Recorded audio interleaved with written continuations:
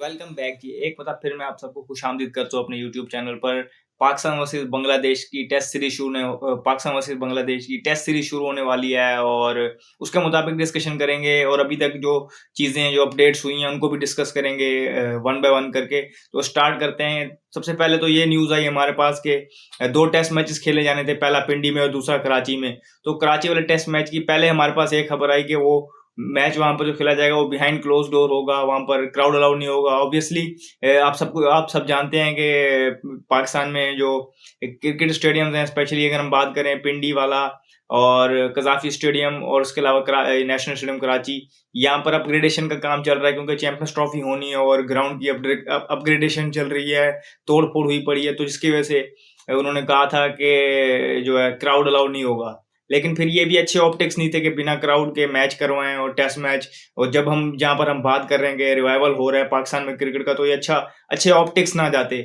और फिर ये भी अच्छे ऑप्टिक्स नहीं थे कि जो ग्राउंड है उस टूटा-फूटा ग्राउंड हो, वहाँ पर एक इंटरनेशनल मैच हो रहा हो और टेस्ट मैच हो रहा हो स्पेशली, तो ये भी अच्छा नहीं था।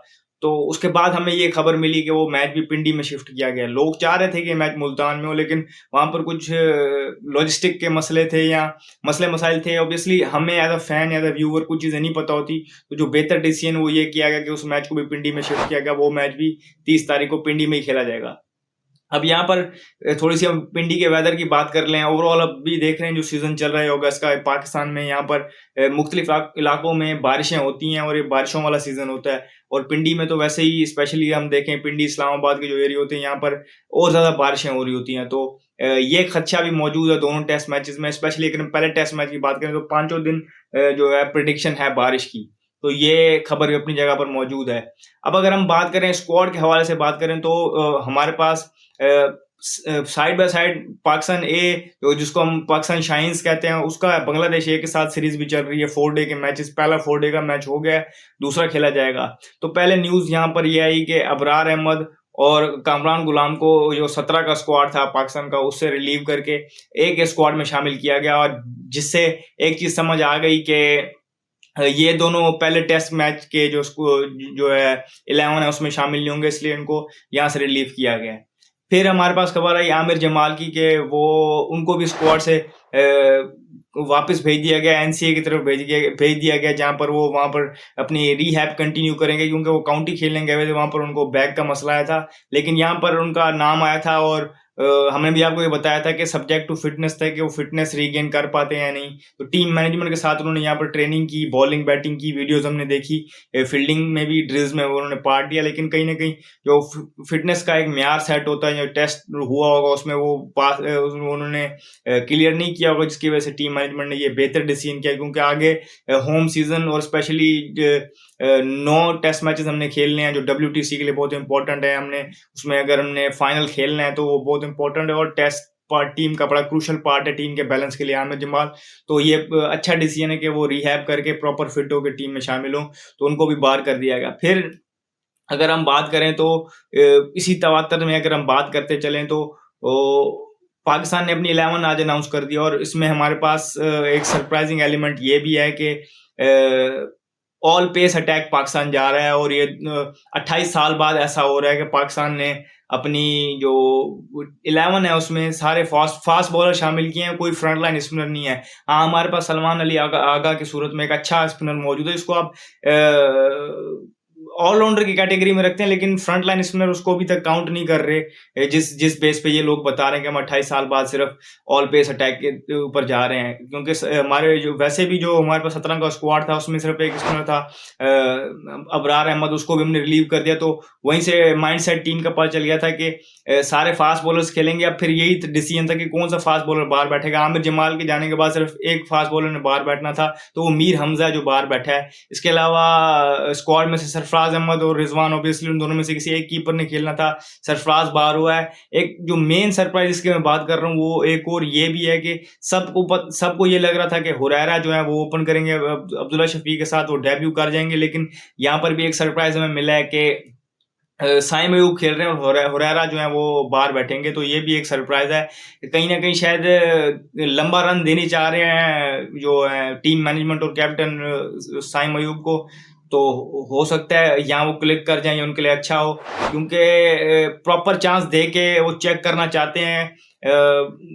अमिट सारी जो चीज़ें हुई, हमने देखा कि वर्ल्ड टी20 में उसकी परफॉर्मेंसेज़ नहीं थी, या बैक पे बड़ी बातें सुनने को मिली, लेकिन कंटिन्यू कर रही है टीम मैनेजमेंट उसके साथ, तो ये भी एक अच्छा साइन है। और अब यहाँ पर साइम अयूब के ऊपर और ज़िम्मेदारी आ जाती है कि इतना उस पे भरोसा किया जा रहा है, इतना उसे बैक किया जा रहा है। अब अगर वो परफ़ॉर्म नहीं करता, तो वो सिर्फ़ अपने आप को इस चीज़ का ब्लेम दे सकता है, किसी और को वो इस चीज़ का ब्लेम नहीं दे सकता। अब एक और चीज़ यहाँ पर इम्पोर्टेंट डिस्कशन में लाने के लिए, कि ऑल पेस अटैक जो हम जा रहे हैं, तो पिच का बड़ा इम्पोर्टेंट रोल यहाँ पर होगा। पिच हमने देखी है, by the look of it, हम पिच भी देखें तो उस पे ग्रास नज़र आ रहा है, और यहाँ से लग रहा है कि ऑब्वियसली एक तो वो पिच के ऊपर जाकर और पिच को करीब से देखकर फ़ील करने के बावजूद भी ये बहुत ज़्यादा लोग उसको रीड नहीं कर पाते, ये एक हकीकत है। और यहाँ हम बहुत दूर बैठ के ये एक्सपर्ट अपनी राय दे दें कि भई हमें यहाँ समझ आ रही है पिच। सिर्फ़ इसलिए मैं कह रहा हूँ, सिर्फ़ देखने से जो लग रहा है कि ग्रास है पिच पे और ग्रीनरी है पिच पे, हो सकता है यहाँ पे फ़ास्ट बॉलर्स को हेल्प मिले। और थोड़ी-सी उम्मीद इसलिए भी है, क्योंकि जो नए हेड क्यूरेटर पीसीबी ने जो हायर किए हुए हैं, टोनी हैमिंग, वो ऑस्ट्रेलिया वाले, वो होपफुल नज़र आ रहे हैं कि पिच बेहतर खेलेगी। और फिर उनकी भी डिस्कशन टीम मैनेजमेंट से हुई होगी, क्योंकि होम टीम है पाकिस्तान, तो वो अपनी मर्ज़ी की पिचें बनवाएगी। और अगर उन्होंने सारे फ़ास्ट बॉलर्स खिलाएँ, तो कम से कम ये तो सोचा होगा कि पिच पिच में कुछ ना कुछ जूस होगा फ़ास्ट बॉलर्स के लिए। अगर नहीं होगा, तो ये एक डिसीजन में बैकफ़ायर भी कर सकता है। और फ़ास्ट बॉलर्स को खिलाने का एक और रीज़न भी मुझे ये समझ आ रहा है, तो मैंने आपको बता दिया ना पिच का। एक और रीज़न भी ये समझ आ रहा है कि लास्ट टाइम भी हमने बांग्लादेश को जो है अपने पेसर्स के थ्रू पकड़ा था, और जल्दी आउट किया था। ये वो सीरीज़ जिसमें नसीम शाह ने हैट्रिक की थी, और यंगेस्ट बॉलर बन गए थे जिन्होंने टेस्ट क्रिकेट में हैट्रिक ली थी। तो वो चीज़ भी शायद कहीं न कहीं माइंड में हो। और अगर हम स्टैट्स वाइज़ भी बात करें, तो स्पिनर्स को बड़ा अच्छा खेलते हैं बांग्लादेशी प्लेयर, इसलिए हमने ये ऑप्ट किया, तो एक रीज़न ये भी हो सकता है। अब यहाँ पर कुछ चीज़ें जो हैं डिस्कस कर लेते हैं बांग्लादेश की, कि बांग्लादेश ने भी पिछले कुछ अरसे में, जब तक उनके हेड कोच थे एलन डोनाल्ड, तब उन्होंने उनके फास्ट बॉलर्स ने, हमने देखा है कि आईसीसी इवेंट्स में भी बड़ा अच्छा परफॉर्म किया। उनकी पेस बैटरी भी जो है वो बड़ी अच्छी है, और वो सरप्राइज़ कर सकती है। शरीफुल इस्लाम जैसे बॉलर, और ये ट्रबल कर सकते हैं, उनके पास भी अच्छा पेस अटैक है। और मिक्स है उनके पास, क्योंकि उनके स्पिनर्स भी हैं, वो ऑलराउंडर है, इस तरह शाकिब अल हसन और मेहदी हसन मिराज, लेकिन पेस अटैक भी उनका बेहतर है। और 2 के उन्होंने भी तस्कीन अहमद को ए स्क्वाड में भेज दिया, ताकि वो थोड़ा रिदम लेके आएँ। लेकिन पाकिस्तानी बैटर्स भी अगर यहाँ पहले बैटिंग करते हैं, तो चेक होंगे, और उनकी टेक्निक भी चेक होगी। अगेन अगर मैं बात करूँ कि पिच में वो जूस हुआ, क्योंकि लास्ट टाइम जो पिंडी में पिच थी जिसमें मैच खेला गया था, वो बहुत ही फ्लैट ट्रैक था, और बहुत ही एक बोरिंग सा मैच हुआ था, इसमें रिजल्ट भी नहीं आया था। तो वो डिसअपॉइंटमेंट फैंस की अपनी जगह पर थी, तो उससे इम्प्रूव करने की सोचेंगे, ताकि पिच का स्टैंडर्ड इम्प्रूव हो, रिजल्ट आए।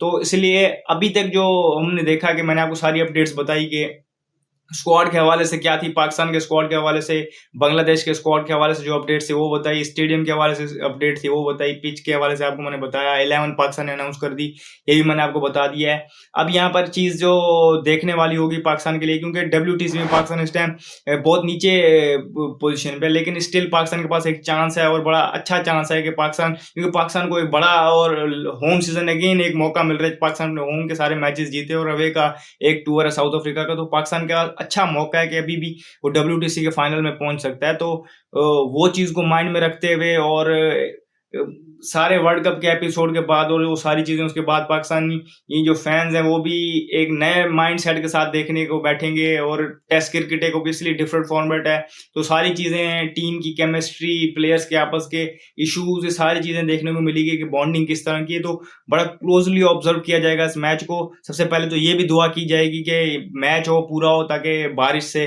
वो पॉइंट शेयरिंग वाला ये मसला ना हो। इसके अलावा भी चीज़ें नोट की जाएंगी कि परफॉर्म भी अच्छा करे पाकिस्तान टीम। तो अगर मैच हो, फिर पिच भी अच्छा खेले, मतलब अच्छा खेलने से मुताबिक मुराद ये है कि हमने ऑल पेस अटैक पे गए, तो पेसर्स को सपोर्ट करे, फ्लैट ट्रैक ना बने। तो ये सारी चीज़ें थी। अगर मज़ीद कोई अपडेट होगी, हम आपसे शेयर करेंगे। इस वीडियो में फिल वक्त इतना ही। मुझे दीजिए इजाज़त। शुक्रिया। अल्लाह हाफ़िज़।